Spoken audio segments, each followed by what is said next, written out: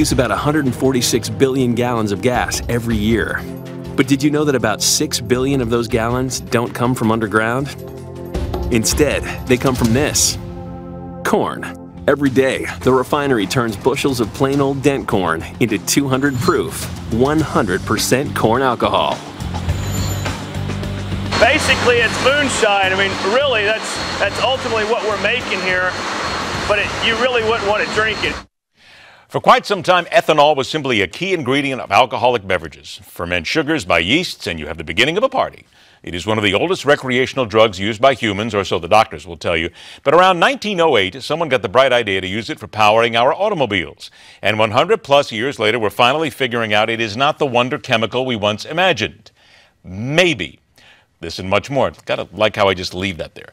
4 on the floor. Let's welcome back the nationally syndicated master of everything and anything automotive, the car coach, Lauren Fix. All right, Lauren, you and I have had this discussion before on and off about ethanol. Now, here we have some people who say ethanol's not going to be used in gas anymore because it's too expensive to produce. However, you have a different take on that with regard to ethanol in our automobiles, don't you? Yes, I do. And I'm an ASE certified technician, but I'm also a member of the Society of Automotive Engineers. So as a mechanical engineer and my experience of racing cars, building cars, and working on everyday cars, I can tell you ethanol is an absolute danger when it comes to your vehicles. Why? Is because the damage that it does to your vehicle is on you, the consumer. The less energy per gallon is on your pocketbook and on your budget. And again, this is all politics, isn't it always? It always comes down to just politics.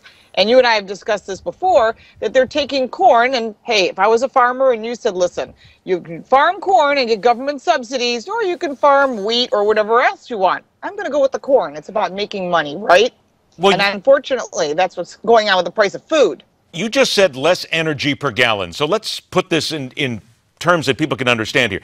We are told that ethanol is an integral part of the gasoline. It's necessary, and it does help the vehicle move. It helps it go forward. But you and I both know that it becomes... does, but not ethanol. Ah, see? Now there's the key. Why is it that we've never really been told that ethanol in many ways is bad for the engine, and it really doesn't help? It's not good for combustible engines that we use today. Right. Now, I should qualify, if you live in Brazil and you're watching this show, you have a different type of ethanol. It's made of sugarcane. That does work, and the cars are actually built to run on sugarcane. Here in the U.S., we're using corn. There's a whole bunch of additional political ramifications here about how they're all pushing the money in different directions. But the bottom line is you're getting 1/3 less energy per gallon of gasoline. So when you go to the gas pump and you fill up, it's 10% ethanol, 90% fuel. Now, just so you know, funny, you can still buy zero gas, which means zero ethanol, 100% gas. You have to go online and find stations. They're all over the country. If you've got an older vehicle or performance vehicle, it's the best thing you can run on. What about all of us that might have a Toyota, Honda, a normal everyday car, like I'm sitting in a Dodge Durango right now? Well, here's the deal.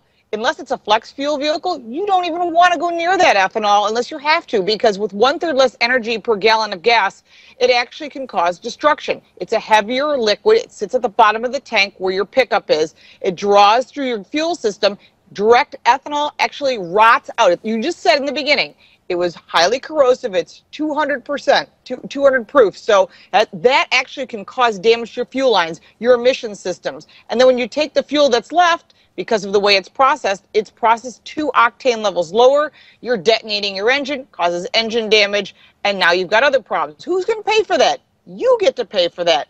They're not going to pay for it from the government. And you know what? The politicians don't care because they don't own cars, they don't pay for their gas, and they don't pay for their insurance. We pay for that for them, too. And there's all kinds of lobbyists, and here we have the corn lobby, and here we have food and everything. Okay, yeah, we can go on and on and on. That'll take years, but ethanol, bad. Thank goodness to Hawaii. Hawaii is the first state today to sign into law no more ethanol in their gasoline, and Maine has it on their books ready to sign, and so does Massachusetts. And the moment that happens, the house of cards falls, and it's good for all of us. All right, less than 60 seconds. 3 cars from you now that we are sitting on the doorstep of the 4th of July that say America. Go. Oh, number 1 is going to be the Corvette. Since September '54, everybody knows what a Corvette is. Beautiful car. The new one's just as beautiful, the Stingray. The 1965 Ford Mustang, all the way up to the current 50th anniversary of the Ford Mustang, convertible or hardtop. Love it. And for you, the Dodge Ram truck, which I happen to be sitting in a Dodge Ram, and I have to say, really nice vehicles all the way around. You got F-150s, anything Ford, GM, Chrysler. That's what America's all about. But would you say that out of those three, and you picked three good ones, I'm not going to give you any grief on the Mustang, but would you say that the Corvette still, come on, is kind of like the America? Corvette really is something special. I just finished test driving a Corvette convertible, and the car really is a well-built vehicle, built in Bowling Green, Kentucky, and we should be very proud that it's one of our U.S.-built vehicles. I will be happy to take receipt of it when you are all done. It's all set. I'll send you my address. You know that as well. On your way. Yeah, right. Boy, wouldn't I love that for the weekend. Don't forget laurenfix.com. You can read all about new cars, reviews, all these safety tips and everything else. It's there 24/7. Lauren, great seeing you again. Happy 4th of July. Happy 4th to you and your viewers. All right, take care. Good reason for not having fireworks on the 4th? That's coming up next right here on MidPoint.